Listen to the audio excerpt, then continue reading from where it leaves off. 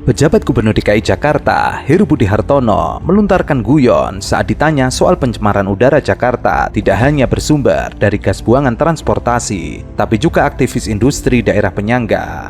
Awak media pun menanyakan solusinya kepada Heru. Ia malah menjawab, "Ya saya tiup aja," memperagakan gerakan sedang meniup udara di kawasan Jakarta Selatan.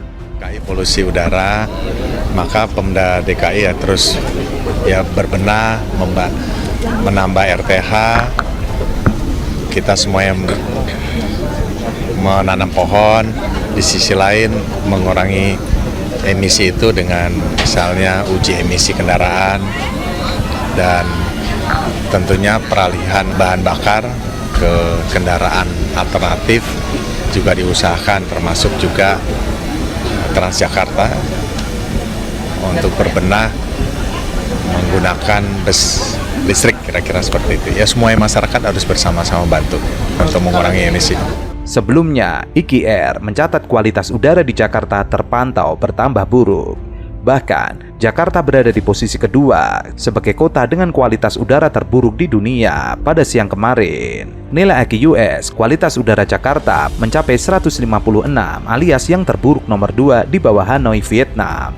Kualitas udara di Hanoi hanya terpaut tipis dari Jakarta dengan level AQI 157. Heru menilai percepatan penggunaan kendaraan listrik menjadi salah satu solusi mengatasi polusi udara ibu kota yang terjadi beberapa hari terakhir. Ya, dipercepat mobil listrik, terus bahan bakarnya memang memenuhi syarat. Harus semua pihak ikut. Tidak hanya perpindahan kendaraan berbahan bakar fosil ke listrik. Kepala Sekretariat Presiden ini mengatakan, ruang terbuka hijau atau RTH juga menjadi solusi yang ditawarkan Pemprov DKI Jakarta.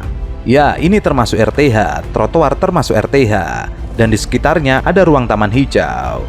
Emang mayoritas di kendaraan bermotor ya. Kendaraan bermotor itu posisinya antara 47 sampai dengan 57 mikrogram per meter kubik.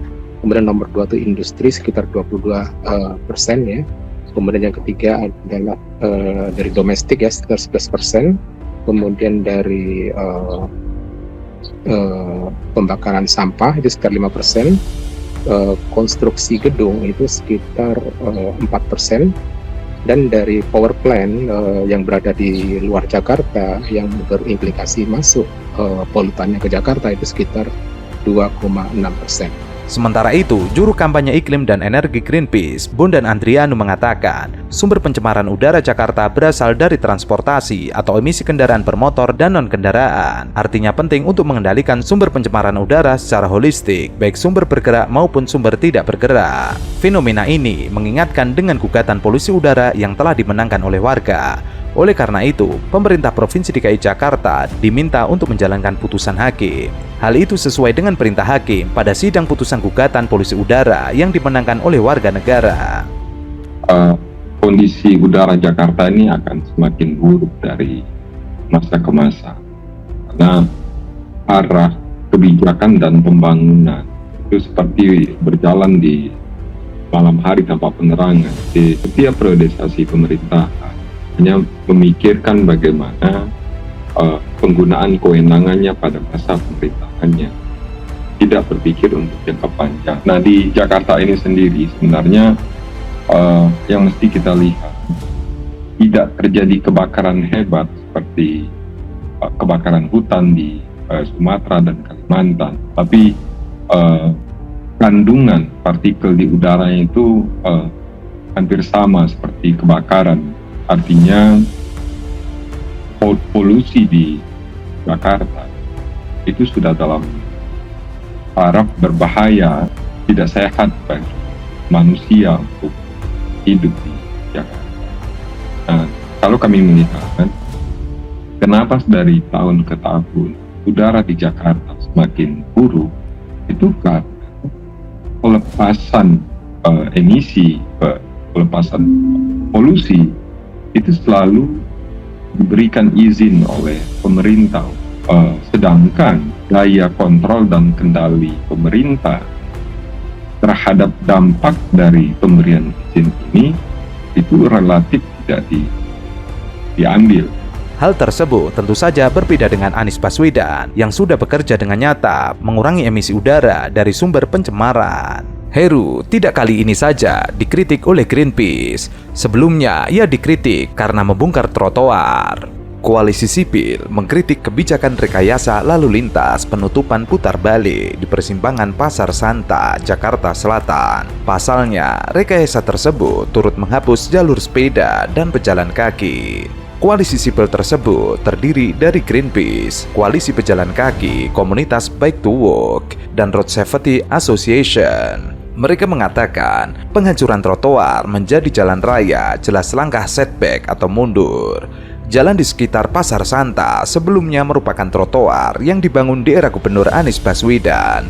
Namun, akibat kebijakan rekayasa lalu lintas di kawasan pertigaan lampu merah Santa, trotoar itu dihancurkan dan diganti jalan raya. Penghancuran trotoar dan jalur sepeda ini melanggar hukum karena bertentangan dengan amanat putusan Pengadilan Negeri Jakarta Pusat. Penghilangan jalur sepeda dan fasilitas pejalan kaki di Jalan Santa bertentangan dengan amanat putusan Pengadilan Negeri Jakarta Pusat yang mengabulkan gugatan warga negara atas pencemaran udara Jakarta. Seharusnya fasilitas non-motorized transport diperluas dalam rangka merealisasikan peningkatan kualitas udara sebagai amanat putusan PN Jakarta Pusat. Penambahan jalan untuk kendaraan bermotor tidak pernah menjadi solusi untuk mengatasi kemacetan. Menambah jalan malah akan semakin mengundang kendaraan bermotor menggunakan jalan. Dalih mengendalikan kemacetan di kawasan Pasar Santa juga dianggap mengada-ngada, mengingat kawasan itu tersedia fasilitas BRT Transjakarta sebagai opsi agar terhindar dari kemacetan. Koalisi menilai kemacetan akibat tingginya volume kendaraan pribadi harus diabaikan mengingat sudah ada solusi berupa transportasi publik,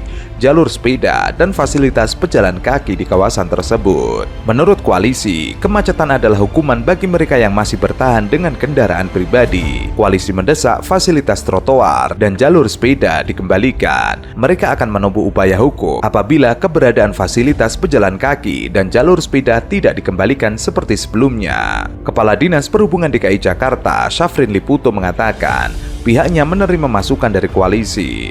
Menurut Syafrin, Pemprov DKI Jakarta akan tetap memperhatikan hak-hak pejalan kaki dan para pesepeda di jalan raya. Pesepeda juga pejalan kaki tetap terakomodir secara baik. Oleh karena itu, dari hasil peninjauan, untuk yang menyeberang nanti akan dilakukan penataan. Sebelumnya, pejabat Gubernur DKI Jakarta Heru Budi Hartono mengatakan penutupan U-turn di persimpangan Santa tersebut membuat kemacetan lebih terurai.